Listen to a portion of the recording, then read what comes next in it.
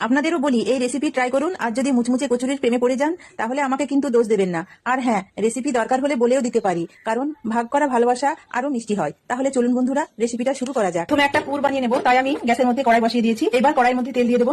তেলের মধ্যে অল্প একটু জিরে দিয়ে দেবো, গোটা জিরে। দুটো মিডিয়াম সাইজের পেঁয়াজ কুচি দিয়ে দেবো। এবার পেঁয়াজটাকে ভেজে নেবো। দেখুন পেঁয়াজ একটু ভাজা ভাজা হয়ে এসেছে।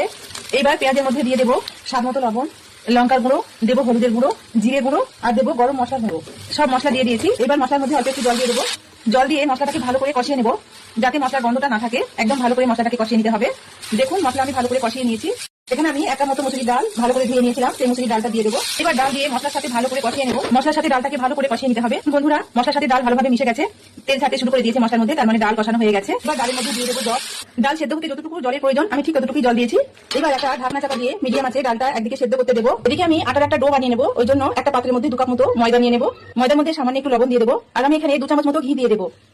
আপনারা চাইলে রিফাইন অয়েলও দিতে পারেন, তবে ঘি দিলে কচুরিগুলো খুব খাস্তা হয় আর কচুরির ফ্লেভারটাও খুব সুন্দর লাগে। তো আমি এবার এভাবে ময়দা ঘিয়ের মধ্যে ময়াম দিয়ে নেবো। খুব ভালোভাবে ময়াম দিয়ে নেবো। ময়াম দেওয়া হয়ে গেছে। যখন দেখবেন আটাটা এভাবে মুঠো হচ্ছে এবং খুব সহজেই খুলে যাচ্ছে, তখন বুঝবেন যে ময়াম দেওয়া হয়ে গেছে। এবার অল্প অল্প জল দিয়ে একটা সফট একটা ডো বানিয়ে নেবো। একেবারে জল দেবেন না, অল্প অল্প করে দিয়ে এভাবে মাখিয়ে নিয়ে একটা সফট ডো বানিয়ে নেবো।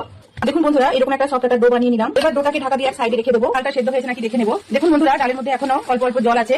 যতক্ষণ না জল শুকিয়ে যাচ্ছে ততক্ষণ নেড়ে চেড়ে ঝরঝরে করে রান্না করে নেবো। একদম জল শুকিয়ে যাওয়া পর্যন্ত রান্না করে নিতে হবে, যেন একটু জল না থাকে। ডালের জল শুকিয়ে গেছে, এবারে নেড়ে চেড়ে একেবারে ঝরঝরে করে নেবো। এবার এটাকে একটা পাত্রের মধ্যে ঢেলে নেবো। ডালটাকে একটা পাত্রের মধ্যে ঢেলে নিয়েছি। এবার একটু ঠান্ডা করে নেবো। এইদিকে ময়দা লেচিটাকে আর একটু সফট করে মাখিয়ে নেবো। এবার ডো থেকে লেচি কেটে নেবো। এখানে 4টে লেচি কেটে নিয়েছি। এবার লেচিটাকে লম্বা একটা রোল বানিয়ে নেবো। এবার ছুরির সাহায্যে এইভাবে ছোট ছোট করে কেটে নেবো। দেখুন বন্ধুরা, কত ছোট ছোট লেচি হয়েছে। আমি সবগুলো এইভাবে বানিয়ে নেবো। এবার লেচিটাকে এভাবে গোল গোল লুচির মতো বানিয়ে নেবো। তো বন্ধুরা, কোনো রকম বেলাবেলি ঝামেলা ছাড়াই এটা আপনারা খুব সহজেই বানিয়ে নিতে পারবেন। এবার ডালের যে পুরটা বানিয়েছিলাম সেই পুরটার মধ্যে দিয়ে দেবো।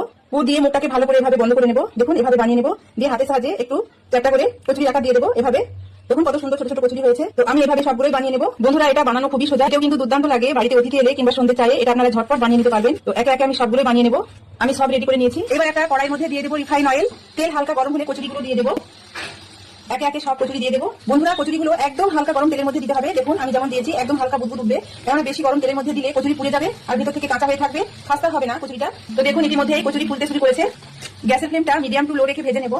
একদম অল্প আঁচে সময় ধরে কচুরি ভেজে নিতে হবে। কচুরি গোল্ডেন ব্রাউন হয়ে গেছে, এবার তুলে নেবো। বন্ধুরা, কচুরি কত সুন্দর হয়েছে আর দেখে মনে হচ্ছে একদম খাস্তা হয়েছে। এবার বাকি কচুরিগুলো দিয়ে দেবো। বাকি কচুরিগুলো সেম প্রসেসে ভেজে নেবো। দেখুন বন্ধুরা, সব কচুরি ভাজা হয়ে গেছে। দেখুন কচুরিগুলো কতটা খাস্তা মুচমুচে হয়েছে। তো আপনারা এইভাবে একবার বানিয়ে দেখবেন। একবার বানালে বারবার বানাতে চাইবেন, এতটাই খাস্তা মুচমুচে হয়। আর যদি রেসিপিটা আপনাদের ভালো লেগে থাকে অবশ্যই কমেন্ট করে জানাবেন, শেয়ার করে অন্যকে দেখার সুযোগ করে দেবেন। এখন তাহলে আসি বন্ধুরা, পরবর্তী ভিডিও নিয়ে দেখা হবে। সবাই ভালো থাকবেন, সুস্থ থাকবেন। আল্লাহ হাফেজ।